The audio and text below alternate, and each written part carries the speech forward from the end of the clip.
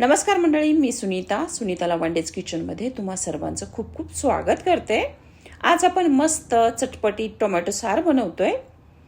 गरमागरम वाफाता भात, त्यावर चमचमीत चटपटीत आंबट गोड टोमॅटोचं सार, आहा काय मस्त। किती खाऊ आणि किती नाही असं होतं। चला मग हे टोमॅटो सार कसं बनवायचं ते आता आपण पाहूयात।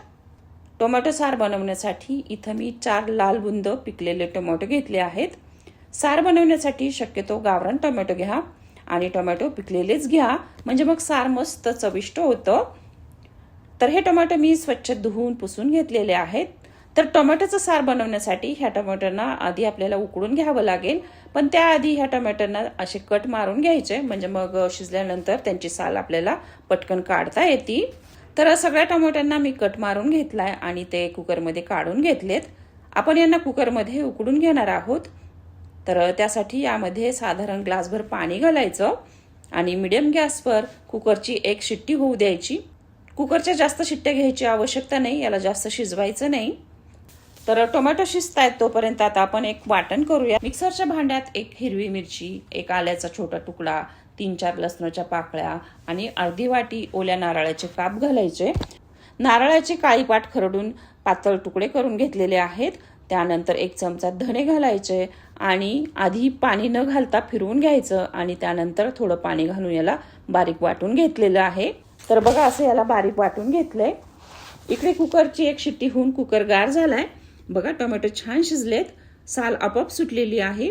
यांना आता आपण बाहेर काढून घेऊया। कुकरमध्ये हे टोमॅटो पटकन शिजतात, त्यामुळे 1च शिट्टी घ्या, जास्त शिजवण्याची आवश्यकता नाही। आता यांना जरा थंड होऊ देऊ। थंड झाल्यानंतर टोमॅटोची साल काढून घ्यायची आणि मिक्सरला यांना जरा फिरवून घ्यायचं। फिरवताना यामध्ये अजिबात पाणी घालायचं नाही। तर बघा छान स्मूथ पेस्ट तयार झाली आहे। हवं तर तुम्ही याला चाळणीने गाळून घेऊ शकता। तर आता याला जरा आपण साईडला ठेवून देऊया। आता गॅसवर कढईमध्ये 1 चमचा तूप घालायचं। तुपाऐवजी तुम्ही तेल घातलं तरी चालेल। तूप तापलं की यामध्ये अर्धा चमचा जिरे आणि चिमूटभर हिंग घालायचा। त्यानंतर हे जे आपण नारळाचं वाटण केलं होतं ते घालायचं आणि याचा कच्चा वास जाईपर्यंत याला परतून घ्यायचं। हिरवी मिरची, लसूण, आलं वगैरे आपण कच्चंच वापरलेलं आहे, त्यामुळे याला चांगलं परतून घ्यायचं। तर आपला मसाला छान परतला गेलाय। आता यामध्ये टोमॅटोची पेस्ट घालूयात। याला पण आपल्याला छान परतून घ्यायचंय। जेवढं जास्त हे परतलं जाईल तेवढे सारची चव चांगली येते। तर बघा मी 2-3 मिनिट हे चांगलं परतून घेतलेलं आहे। आता यामध्ये मिक्सरचं भांडं विसळून पाणी घालते। टोमॅटो उकडताना जे पाणी शिल्लक राहिलं होतं त्या पाण्याचा आपण इथे वापर केलेला आहे। तुम्हाला सार कितपत पातळ हवं त्यानुसार यामध्ये गरम पाणी घाला।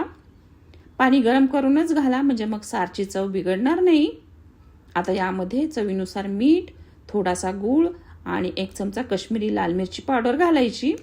ही रंगासाठी घातलेली आहे, तसं आपण हिरवी मिरची वाटणामध्ये घातलेलीच आहे। आता यामध्ये थोडेसे काळे मिरे क्रश करून घालायचे, म्हणजे मग सार अजूनच चविष्ट लागतं।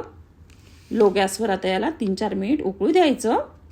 आणि हो, या टोमॅटो सारमध्ये ओला नारळ जरूर घाला, त्याने सारला खूप छान चव येते।